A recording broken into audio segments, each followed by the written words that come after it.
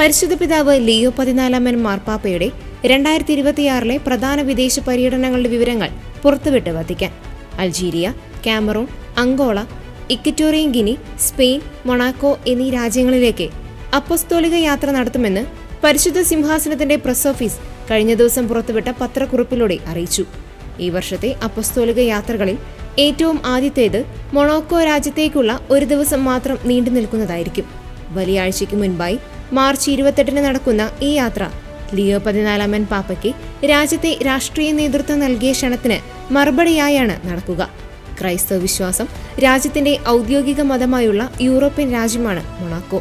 ലോകത്തിലെ ഏറ്റവും ചെറിയ രാജ്യങ്ങളിൽ രണ്ടാമത്തേതാണ് ഇത്.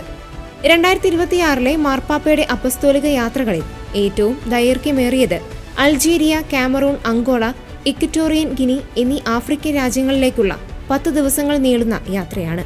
ഏപ്രിൽ 13 മുതൽ 23 വരെയുള്ള തീയതികളിലായിരിക്കും ഇത് നടക്കുക.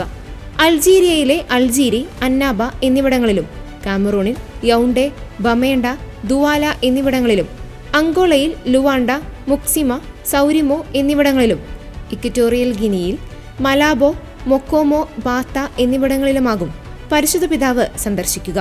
2026 മൂന്നാമത്തെ അപ്പസ്തോലിക യാത്ര സ്പെയിനിലേക്കാണ്. ജൂൺ 6 മുതൽ 12 വരെ തീയതികളിലായി നടക്കുന്ന ഈ യാത്രയിൽ പാപ്പ ആദ്യമെത്തുക തലസ്ഥാനമായ മാഡ്രിഡിലായിരിക്കും.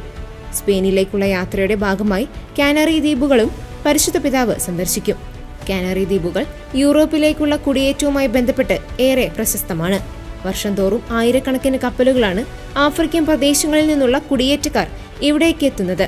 ഫ്രാൻസിസ് പാപ്പയുടെ ആഗ്രഹ പൂർത്തീകരണം കൂടിയാകുന്ന ഈ സന്ദർശനത്തിൽ തെനേറിഫ്, ഗ്രാൻഡ് കാനറി എന്നിവിടങ്ങളിൽ പാപ്പ എത്തും.